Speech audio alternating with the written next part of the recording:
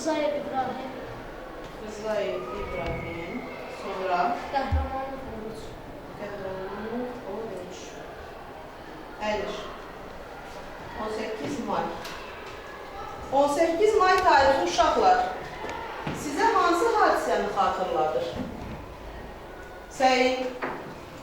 1992-ci il 18 may günü Azərbaycan Cümhuriyyət güşələrindən biri olan Laçın rayonu erməni orduları tərəfindən işğal edildi.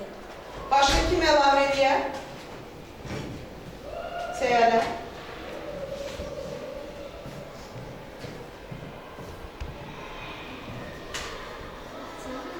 Ərazisi 1,84 min kvadrat kilometr, əhalisi 65 yaman.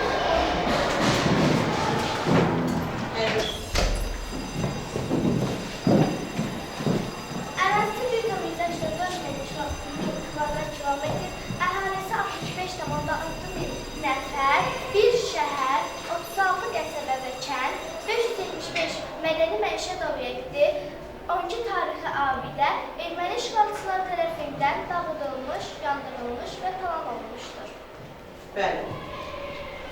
Bəli, kızım. Bəli, uşaqlar. Bu bizim qanlı tariximizdir və burada siz işğal olunmuş rayonlarımızı da görürsünüz və biz hər bir qarış torpağımız uğrunda son nəfəsimizə qədər mübarizə aparmalıyıq, tökülən qanları yerdə qoymamalıyıq. Bu sahədə sizin də üzərinizə müəyyən vəzifələr düşür. Bugün sizin əsas vəzifəniz dərslərinizi yaxşı oxumaq, vətənə layiqli övlad kimi böyüməkdir. Gələcəkdə isə bugünkü dərslərimizin nəticəsi olaraq, yəni bugünkü mövzuları əgər siz dərindən öyrənsəniz, gələcəyin hərbçisi, gələcəyin mühəndisi, həmçinin kəşfiyyatçısı və s. kimi sənət sahibləri ola bilərsiniz. Bugünkü dərsimizdə başlamamışdan öncə sizə belə bir sualla müraciət etmək istəyirəm.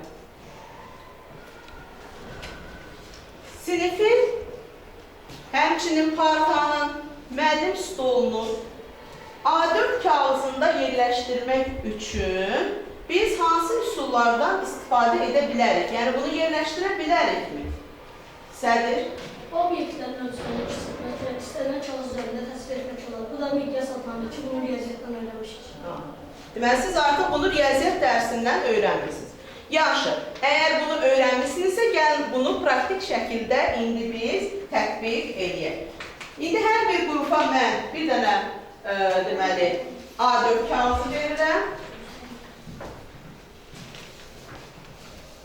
və karvan qrupu, siz müəllim stolunu, ölçülərini kağız üzərində qeyd edirsiniz. Siz deməli, otağın ölçülərini, siz isə oturduğunuz partanın ölçülərini A4 kağızında yerləşdirərək miqyas qəbul edirsiniz. Başlayaq işə. Əşyalarınızı götürün.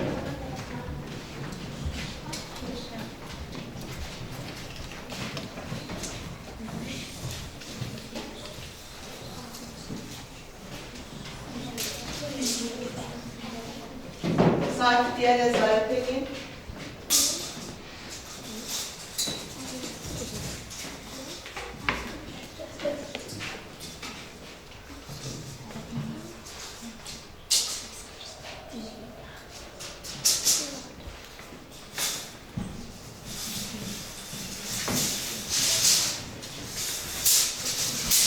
İndi miqyasları təyin edin.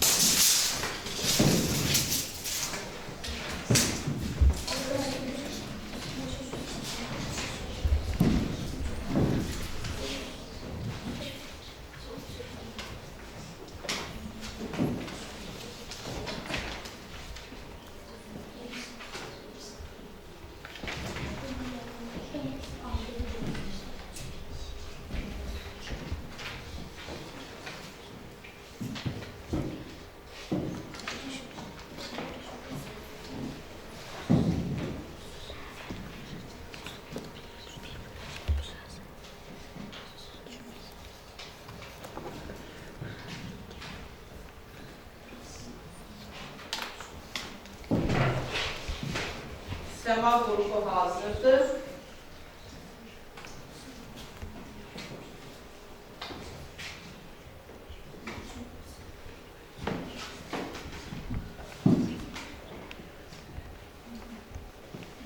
Karvan qrupu.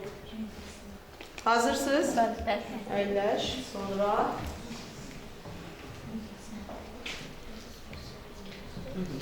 Xəzər qrupu da hazırdır. Gəlin, biz müzakirə edirik. Səma qrupundan başlayalım. Səma qrupu, sizin deməli, miqyasınız neçə oldu? Bizim miqyasımız 1/3, yəni 1 sm. 1/3 nədir? 1 bölünsün. 3 sm, yəni 1 sm-də 3 sm. 3 sm ərazini yerləşdirmək mümkündür. Sizə verdiyim kağız üzərində. Xəzər qrupu və sizdən? Bizim miqyasımız 1 bölünsün 16'da. Yəni 1 santimetre 16 santimetre ərazini yerləşdirmək mümkündür. Aha. Və sizin karvan qrupu? 1 bölünsün 5, yəni 1 sm-ə 5 sm Ərazini yerləşdirmək mümkündür. Yaxşı uşaqlar, biz tapşırığı yerinə yetirdik. İndi gəlin mən sizin bu tapşırığı necə yerinə yetirməyinizlə bir maraqlanım. Görüm ki, siz hansı üsullardan istifadə etdiniz. Çünki bayaq yoldaşınız qeyd elədi ki, siz bu prosesi riyaziyyat dərsində də artıq öyrənmişsiniz. Yaxşı, kim deyər, nisbət nəyə deyilir? Nisbət nəyə deyilir? Bir görüm Elvin. 2 ədədin bölünməsi nisbət adlanır. 2 ədədin bölünməsi nisbət adlanır. Əyləş. Kim gəlib nisbəti yazmışıq. Kim gəlib nisbət yazar lövhəmizdə? Gəl görüm Sədir.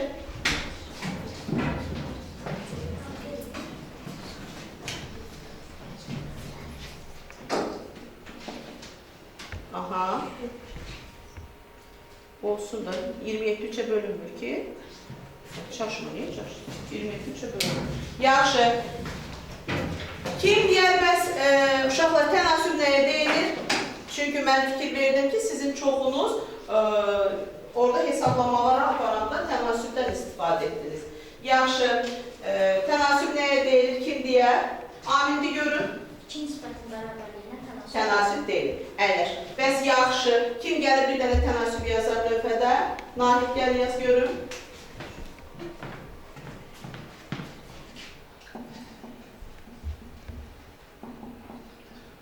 Aha. Yaxşı. Gəlin belə bir sual verim. Kim gələn deməli tənasübün kənar və orta hədlərini göstərər. Xamiyev gəl göstər görüm.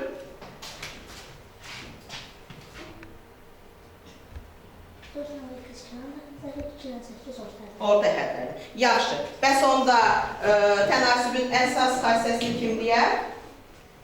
Ağa. Tənasübün kənar hədlərinin hasılı orta hədlərinin hasilinə bərabər. Orta hədlərin hasilinə bərabər. Bəs onda yadınıza bir salın görün riyaziyyatdan. Miqyas nəyə deyilir? Miqyas. Güdbəniz? Kiçilmənin nisbətini bildirən kəsr ədədi. Kəsr ədədinə miqyas deyilir. Kim bir dənə miqyas gəlib yazar lövhədə? Səyyarə gəl yaz görün.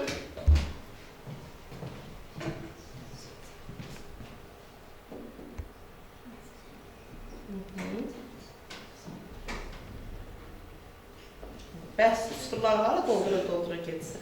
Yaxşı. Deməli, bax, bu bir miqyasdır. Yaxşı uşaqlar, gəlin bir ölçü vahidlərini də xatırlayaq, sonra davam edəyək. Kim deyər, 1 metrimiz neçə santimetrdir? Namik? 1 metr 100 sm. 100 santimetrdir. Bəs 1 kilometr neçə santimetrdir? 1 kilometr neçə santimetrdir? Çiçək? 1 kilometr 100 min santimetr. 100 min santimetrdir. Əyləş. Yaxşı. Uşaqlar, bizim elədiyimiz tapşırıq həmçinin deməli təkrarlarımız. İndi isə gəlin biz onu slaydda xəritə üzərində necə dəyişdiyini müşahidə edirik. Gördüyünüz obyekt 1 bölünsün 10 min miqyasında, yəni 1 santimetrdə 100 metr məsafə şəklində təsvir edilmişdir. İndi isə baxaq, sonra nə başlayır? Artıq bu xəritədə 1 santimetrdə 250 metr məsafə yerləşdirilibdir. Siz fikir verirsinizmi? Obyektin ölçüləri nə qədər kiçildirilib. Sonrakını istəyək. Artıq burada 1 bölünsün 50.000, yəni ki 1 santimetrdə 500 metr məsafə. Gördünüz? Deməli, kəsirin məxrəci nə qədər böyük olarsa, ərazinin kiçilmə dərəcəsi də o qədər çox olur. Aydındır? Kəsirin məxrəcində sıfırların sayı azaldıqca isə onun kiçilmə dərəcəsi az olar. Yaxşı, bayaq mən qeyd elədim ki, siz bu mövzuları öyrənməklə həm müşahidəçi, həm səyyah, həmçinin kəşfiyyatçı ola bilərsiniz. Gəlin, növbəti tapşırığımıza keçək. Deməli, sizin tapşırığınız belədir. Olimpiyadanın final mərhələsində münsiflər heyətinə Abşeron yarımadasının 3 xəritəsi təqdim olundu. Və siz indi münsiflər heyəti rolunda çıxış edəcəksiniz. Deməli, karvan qrupu B xəritəsini təhlil edəcək. Xəzər qrupu C xəritəsini təhlil edəcək. Səma qrupu isə A xəritəsini təhlil edəcək. Görək bu xəritələrdən hansı birincilik əldə edəcəkdir. Biraz sakitliyə riayət edin. Digər xəritələri də əgər siz görmək istəyirsinizsə, slayda baxa bilərsiniz orada. Müqayisə üçün.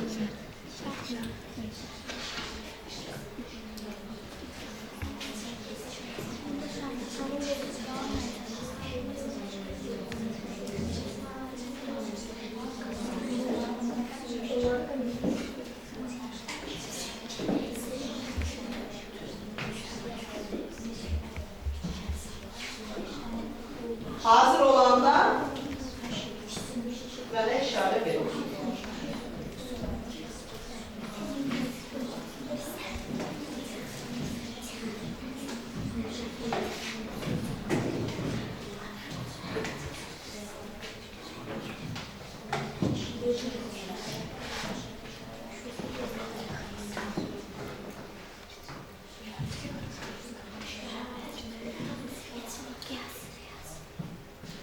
Yaxşı, Səma qrupu görürəm hazırdır, Xəzər qrupu hazırdır, Karvan hazır. Yaxşı, başlayaq A xəritəsindən. Səma qrupu, bir görək bu xəritə finalda birinci ola bilərmi? Olacaqsa necə? Bu xəritəmiz birincilik qazana bilməz. Çünki Niyə? bu xəritəmizdə üfüqün cəhətləri göstərilmir. Topografik xəritələr icra edilərkən yuxarıda sağ küncdə istiqamətlər oxla göstərilir. Həm də bizim xəritəmizdə bütün şərti işarələr təsvir edilmir. Razılaşırsınız uşaqlar sizdə olun. Əyləş. Sonra keçək B xəritəsinə. B xəritəsi karvan qrupu. Lübar.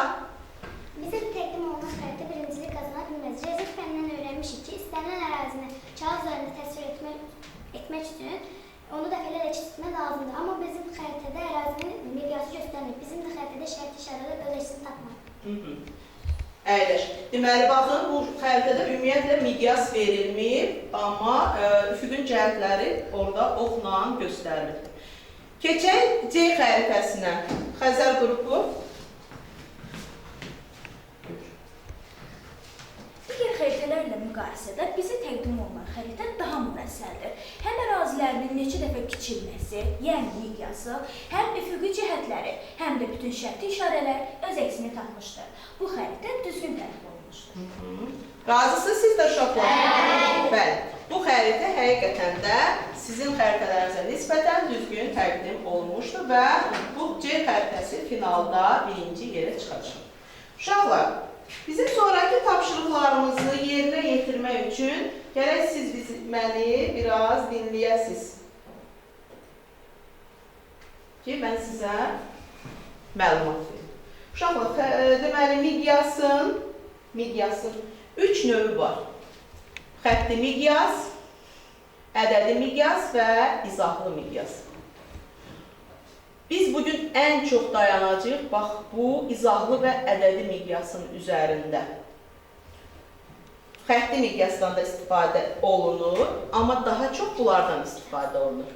İlk öncə ədədi miqyası mən sizə izah edeyim. Ədədi miqyas adından da göründüyü kimi ədədlər vasitəsilə ifadə olunurdur. Surəti vahid, məxrəci isə yuvarlaq ədəd olan kəsir. İkinci xəritəmiz isə, ikinci miqyasımız isə izahlı miqyasdır. İzahlı miqyas bu ədədi miqyası sözlərlə izah eləyirdir. Ki, bunu bir xatırladım sizə. Bayaq biz dedik ki, 1 kilometrimiz neçə santimetrdir. Siz də qeyd elədiniz ki, 100.000 santimetrdir. Baxın, bunun üçün bu santimetrlə verilirdir. Ümumiyyətlə, uşaqlar, ədədi miqyas santimetrlə verilir. Deməli, santimetrlə verilir, onu biz kilometrə çevirmək üçün bunu biz 100.000-ə bölürük. Sadəsi isə 5 sıfırı ixtisar edirik. 1, 2, 3, 4, 5. Deməli, yerdə qaldı 250 kilometr. Deməli, 1 santimetrdə 250 kilometr kimi izah eləyibdir ədədi miqyası. Xətti miqyas isə bu hər iki miqyasın qrafiki təsviridir. Hər iki miqyasın qrafiki təsviridir. Və yenə də qeyd edirəm ki, biz bunlardan daha çox bugünkü dərsimizdə istifadə edəcəyik. Gələcək dərslərimizdə isə bunun üzərində daha geniş dayanır. Uşaqlar, həmçinin bayaq mən fikir verdim ki, siz deməli, tapşırığı yerinə yetirəndə tənasübdən istifadə edərdiniz. Tənasüblə yanaşı, bax, bu cür düsturlardan da istifadə edə bilərsiniz. M miqyas, hələ yazmayın, mən izahat verim, sonra yazarsınız. M miqyas, HM həqiqi məsafə, XM isə xəritənin və yaxud kağızın məsafəsidir. Miqyası taparkən həqiqi məsafəni xəritə üzərindəki məsafəyə bölürsünüz. Xəritədəki məsafəni tapanda həqiqi məsafəni miqyasla bölürsünüz. Həqiqi məsafəni tapanda isə miqyası xəritə üzərindəki məsafəyə vurursunuz. Və burada bir şeyə diqqət edin. Bəzən görürsən ki, uşaqlar düsturda yazanda bunların yerləri dəyişik yazılır. Diqqətli olun ki, həqiqi məsafə ya metrlə verilir məsələlərdə, ya da ki, kilometrlə. Yox, əgər bu santimetrlə verilirsə, deməli artıq bu xəritə üzərindəki məsafədir. Bayaq qeyd elədim ki, ədədi miqyas həmişə santimetrlə olur. Siz onu metrə və yaxud kilometrə çevirərək məsələ həllində asanlıqla istifadə edə bilərsiniz. Yaxşı, indi köçürün bunları dəftərlərinizə, çünki bizim tapşırığımızda bu bizə lazım olacaq.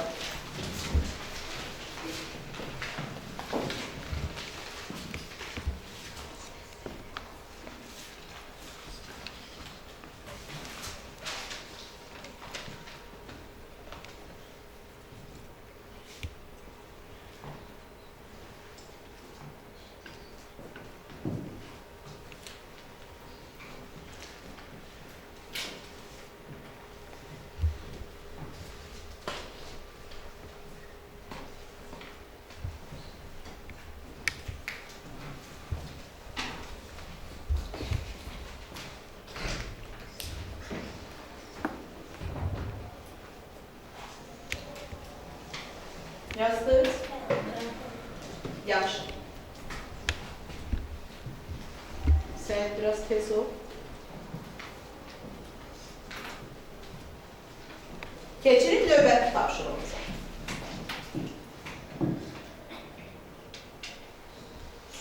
Bayaq qeyd etdim ki, siz bugünkü mövzunu öyrənməklə, həmçinin bundan əvvəlki füqün cəhətlərinin təyin mövzusunu öyrənməklə gələcəyin gözəl kəşfiyyatçısı ola bilərsiniz.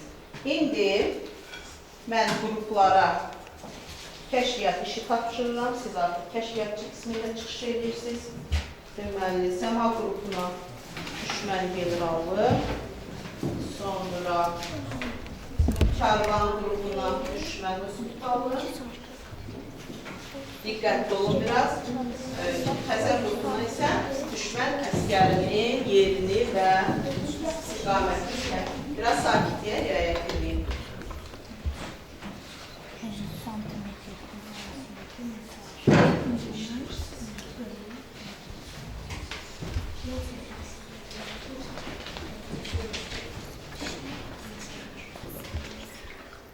Ölçdünüz. Siz ölçdünüz məsafəni? Diqqətli olun.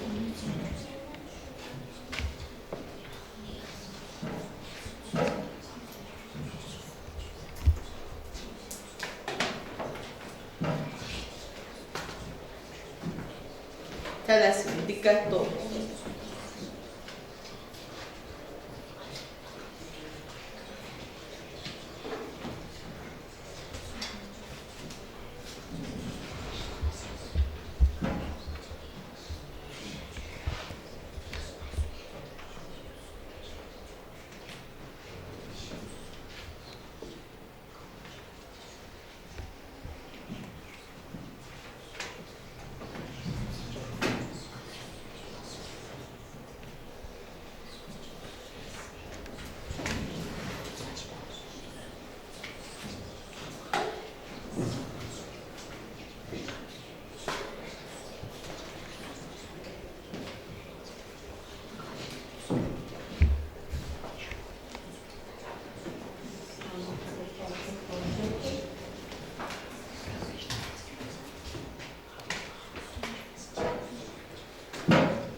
Hazırsınız?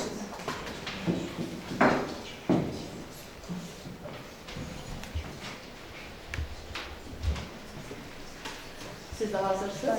Yaxşı, gəlin müzakirə edin. Deməli, ilk tapşırığımız belədir səma qrupundadır. Düşmən generalının çadırı atıcıdan hansı azimutda və istiqamətdə neçə metr aralıda yerləşir? Buyur Əzami. Düşmən generalının çadırı atıcıdan şimal-qərb 315 dərəcə azimutda, aralarındakı məsafə isə 3 kilometrdir. 3 kilometrdir. Necə təyin elədiniz bunu? Biz xəttkeşi düşmən generalının çadırı ilə atıcı arasındakı məsafəni ölçərək miqyasa vurduq. Miqyasa vurdunuz. Beləliklə də məsafəni təyin ediniz. Yaxşı, keçək növbətliyə. Kərvan qrupu. Buyur, Şimal Sultan Zəmidən şimal-şərqdə 45 dərəcə azimutda yerləşir. Aralarındakı məsafə isə 2500 km. Sonra keçən növbətliyə düşmən əskəri. Düşmən əskəri mülki əhaliden cənub-qərb 225 dərəcə azimutda və aralarındakı məsafə 3000 metrdir. 3000 metr. Əyləş. Daha indi ayrılıqda soruşmadım. Yəqin ki, hamınız Əzaminin dediyi kimi, belə mən fikir verirdim dərs boyunca. Gördüm ki, elə hamınız bu üsuldan istifadə etdiniz. Yaxşı uşaqlar, keçək deməli növbəti tapşırığımıza. Növbəti tapşırığımız sizin xəritə biliklərinizdir, yəni xəritədən istifadə. Deməli, biz miqyası tapdıq, kağız üzərində həqiqi məsafəni tapdıq, indi isə atlasda biz şəhərlər arasındakı məsafəni təyin edəcəyik. Baxıb görək hansı məsafələr. Deməli, səma qrupu Bakı ilə Lerik arasındakı məsafəni təyin edəcək. Bunun üçün 21-ci səhifədən atlasdan istifadə edəcək. Xəzər qrupu Bakı, New York. Kərvan qrupu isə Moskva, Canberra şəhərləri arasındakı məsafəni təyin edəcəkdir. Diqqətli olun.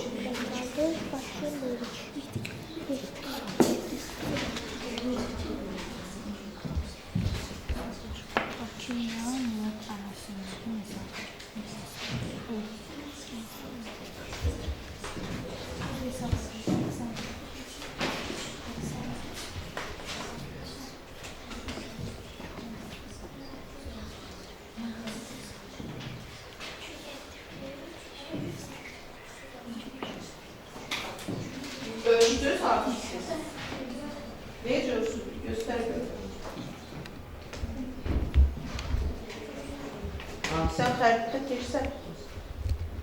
7 saniyə. Sonra Miqyasda 30 kilometr. Siz göstər görün. Sizdə neçə santimetrdir?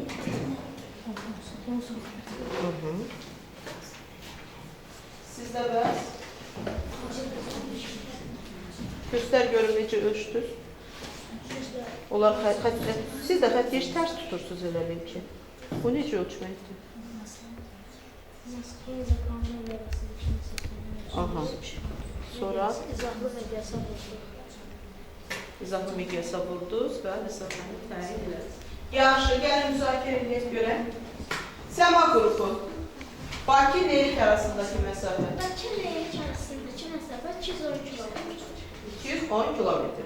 Amma əslində 210 kilometr deyil, sadəcə yəni yolla əgər biz getsək 210 deyil. Çünki yollar dolama yollarından keçir, amma xəritə üzərində biz xəttkeşlə düz qoyduq ölçdük, ona görə bu məsafəni aldıq. Xəzər qrupu və sizdə? Bakı Lerik arasındakı məsafə 12.150 kilometrdir. Əyləş. Bəs Karvan qrupu sizdə? Moskva və Kamber arasında məsafə 17.550 kilometrdir. 17.550 kilometr. Əyləş. Deməli, artıq biz burada xəritə üzərində də məsafələri miqyasa əsasən təyin etdik. Bizim qaldı burada sonuncu tapşırığımız. Sonuncu tapşırığımızda isə artıq siz xəritə üzərindəki məsafəni, həmçinin şəhərlər arasındakı məsafənin müşahidəçinin və yaxud səyyahın neçə saata getməsini və s. bu kimi tapşırıqları yerinə yetirməklə davam edəcəyik. İndi mən sizə məsələləri paylayıram.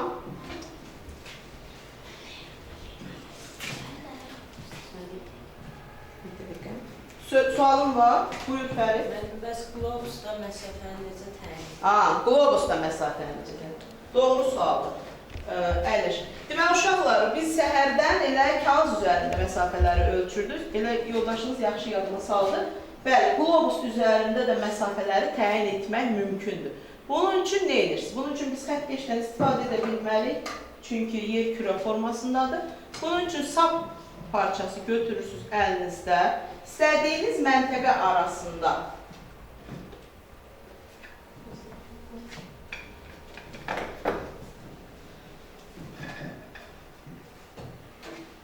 baxın, tutaq ki biz burada bax, bu iki məntəqə arasındakı məsafəni ölçmək.